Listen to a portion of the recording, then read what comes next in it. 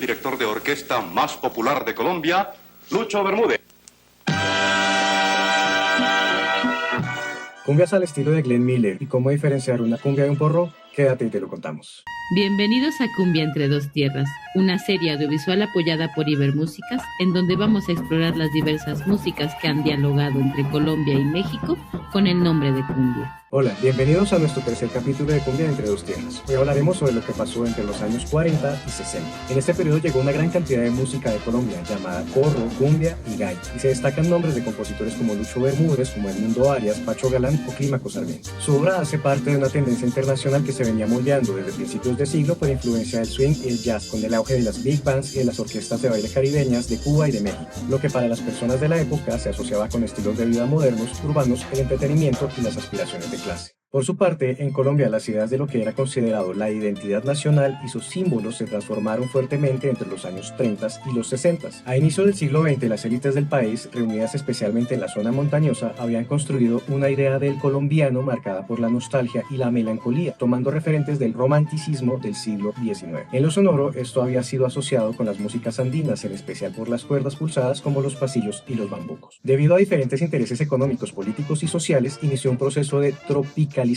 de la identidad cultural colombiana. Allí, la mercantilización de los ritmos de baile de la costa caribe tuvo un rol principal. Estos fenómenos han sido estudiados por investigadores como Peter Wade y Oscar Hernández Salgar.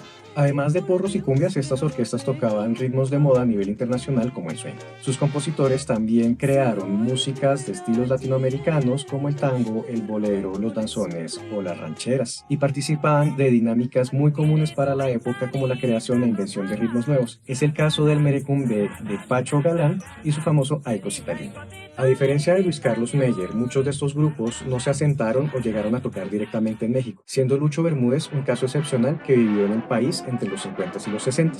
Como mencionamos en capítulos anteriores, el cine fue decisivo para la circulación del porro y la cumbia. Cabe mencionar la aparición de Ay Cosita Linda, interpretada por Tintán en 1958. La música también se propagó gracias a la radio de onda corta en la que operaban algunas emisoras colombianas. Esta característica le permitió tener alcance internacional, aunque tenía muchas fallas técnicas y muchas interferencias. En este contexto, disqueras colombianas como Fuentes o Sonolux negociaron derechos de distribución con sellos mexicanos que se encargaban de prensar y distribuir en México las grabaciones que eran realizadas en Colombia. La influencia que la industria mexicana había tenido en el caso de Meyer ya no era tan directa, y la estética de los porros y las cumbias se desarrolló en Colombia con un poco más de autonomía. Sus orquestaciones eran parecidas a las orquestas de baile, las jazz bands y las big bands, en donde bloques de vientos dialogaban entre ellos, trompetas y saxofones se armonizaban por terceras y se responden en frases que van creando melodías complejas. En las melodías de los porros y de las cumbias es bastante común el uso de arpegio y los voice leadings similares a los del jazz. Las piezas suelen estar constituidas por diferentes melodías que se suceden unas a otras constituyendo las secciones. El contrabajo suele ser bastante sencillo y solamente tiene uno de dos esquemas de acompañamiento, uno compuesto por una blanca y dos negras y otro por lo que serían dos negras con puntillo y una negra más. Por su parte, el papel del piano es bastante reducido y a veces inexistente, siendo muy diferente del estilo cubano caracterizado por los tumbados. Entre las percusiones se utilizan algunos instrumentos conocidos genéricamente como grillos, bien sea un maracón o una guacharaca. El maracón suele acentuar a contratiempo, mientras que la guacharaca hace una figura que es reiterativa de una negra y dos corcheas. Los acompañamientos utilizados por las congas o por la batería pueden ayudarnos a dilucidar más claramente si se trata de una cumbia, de un porro o de una gaita. La batería y la conga suelen utilizar acompañamientos semejantes al porro de banda.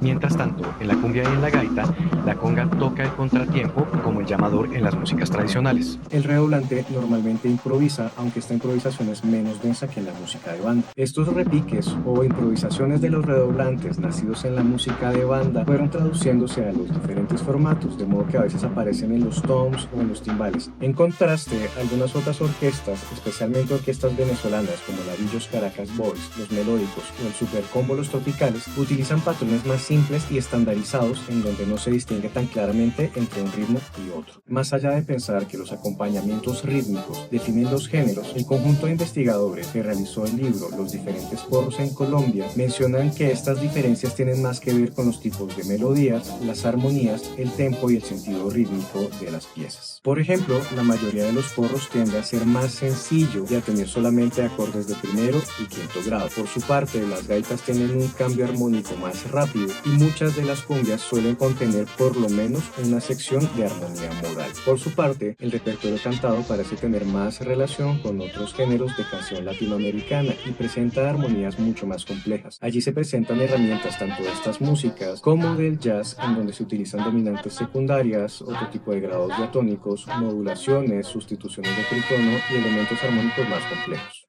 Para investigadores como Sergio Ospina, la música de este periodo no puede entenderse como una especie de evolución de la música de gaitas o de la música de flautas de millo. En cambio, es el resultado normal de una escena local que está todo el tiempo en contacto con músicas internacionales que hacen parte de un mismo circuito en el que hay que incluir el jazz de Nueva Orleans tanto como las músicas cubanas, el cine mexicano o las músicas colombianas del Caribe. Todos estos elementos habrían estado interactuando en el lenguaje de músicos como Lucho Bermúdez, quienes eran igual de hábiles en el contexto clásico como en el jazz, como en las músicas un poco más tradicionales. Como decíamos, no se trataría entonces de una evolución de las músicas tradicionales, sino más bien de la forma en que estos actores hicieron parte de estos circuitos internacionales altamente creativos a partir de sus propios elementos idiosincráticos basados en las músicas que les rodeaban.